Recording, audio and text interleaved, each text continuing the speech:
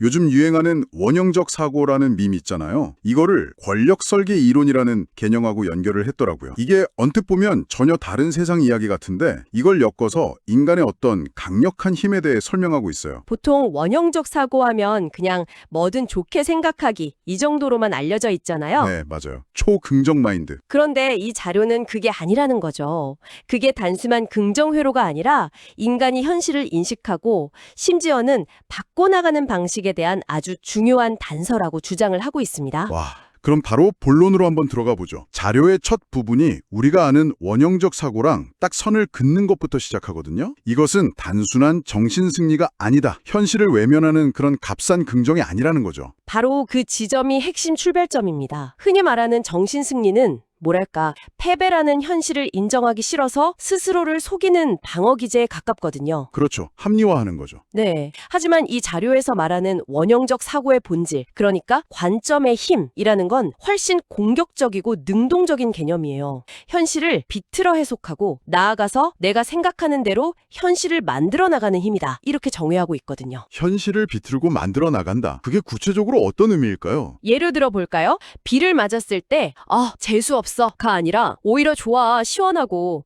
이건 그냥 표면적인 현상이고요. 이 자료가 말하는 건 한 단계 더 깊이 들어갑니다. 비를 맞았다는 객관적인 사실에 나는 운이 나쁜 사람이라는 의미를 부여할 거냐, 아니면 예상치 못한 이벤트로 잠시 환기할 기회를 얻었다, 이런 의미를 부여할 거냐.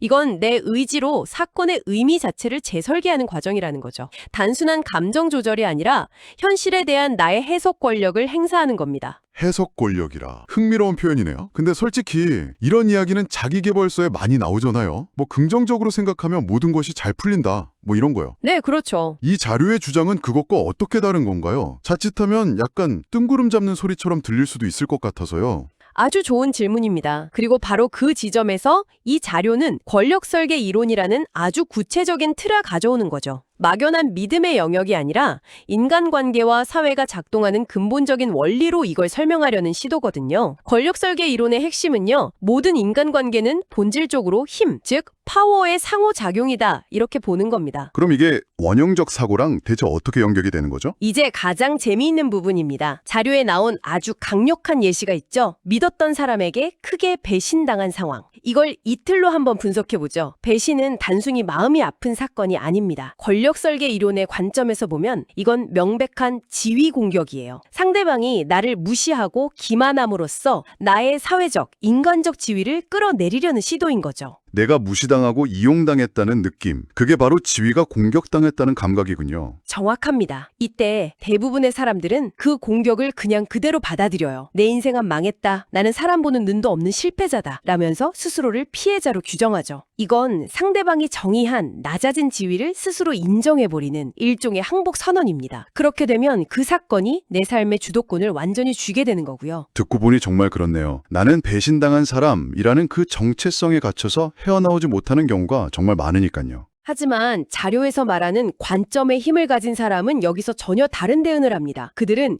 이 지위 공격을 다른 종류의 힘으로 전환시켜버려요. 자료의 표현을 그대로 한번 빌려보죠. 덕분에 인간의 바닥을 확인했고 가짜를 거르는 안목을 비싼 수업료 내고 배웠다. 이 문장이 이제 완전히 다르게 들리네요. 이건 그냥 긍정적으로 생각하자는 게 아니군요. 전혀 아니죠. 이건 아주 정교한 힘의 전환 기술입니다. 상대방이 가한 지위, 즉 스테이터스 공격을 나는 자원, 리소스의 획득으로 재정의하는 겁니다. 여기서 자원이란 인간을 꿰뚫어 볼 수 있는 경험과 데이터가 되겠죠. 즉, 너는 내 지위를 빼앗으려 했지만 나는 오히려 더 값진 자원을 얻었어 라고 선언하는 거예요. 이렇게 되면 힘의 균형이 완전히 역전되죠. 사건의 의미를 재정의함으로써 나는 빼앗긴 게 아니라 오히려 얻은 사람이 되는 겁니다. 이렇게 이론의 틀로 보니까 원형적 사고가 갑자기 굉장히 전략적인 행동처럼 느껴집니다. 그러면 다른 문장들, 실패는 과정이 되고 모욕은 동기부여가 된다는 것도 전부 같은 맥락입니다. 정확해요. 실패는 분명 지위의 하락이죠. 하지만 그걸 목표 달성을 위한 데이터 수집 과정이라는 일종의 자원으로 재정의할 수 있는 겁니다. 모욕 역시 지위 공격이지만 나를 각성시키는 에너지라는 자원으로 전환할 수 있죠. 핵심은 외부에서 어떤 공격이나 사건이 발생하든 그것의 의미를 최종적으로 수동적으로 결정하는 권한은 내게 있다는 걸 아는 겁니다. 이 권한을 포기하지 않는 한 세상의 어떤 것도 나를 파괴할 수 없다는 게 이 자료의 주장인 셈입니다. 그렇다면 이 힘을 제대로 이해하고 사용하지 못하면 어떻게 되는 걸까요? 자료에서는 세상의 소음과 타인의 욕망에 휘둘리게 된다고 경고하던데요. 이것도 권력 설계 이론으로 설명이 가능합니다. 내가 스스로 내 삶의 사건들에 의미를 부여하지 않으면 다른 사람들이나 사회가 그 의미를 대신 부여하게 돼요.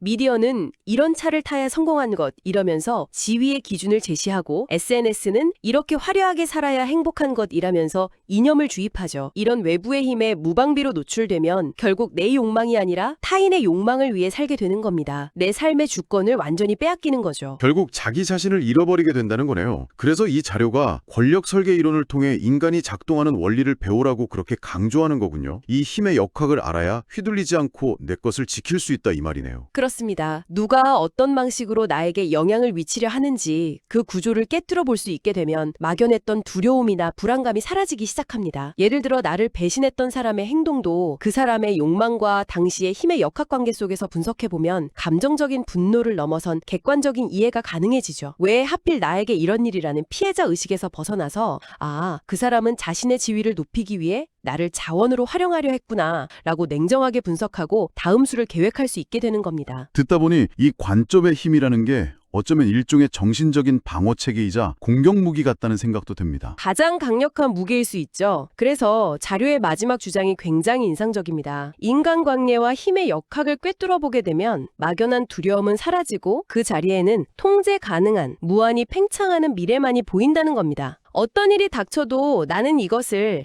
나의 성장을 위한 재료로 전환할 수 있다는 확신이 생기는 거죠. 수동적으로 사건을 당하는 존재에서 능동적으로 현실을 살게 하는 존재로 정체성이 바뀌는 순간입니다. 자, 그럼 정리를 한번 해보죠. 오늘 저희가 분석한 자료의 핵심은 이렇습니다. 원형적 사고라는 현상은 단순히 긍정적인 태도가 아니라 현실을 재정의하는 인간의 근본적인 힘의 발현이다. 네. 그리고 이 힘을 제대로 전략적으로 사용하기 위한 구체적인 설명서가 바로 권력 설계 이론이라는 거죠.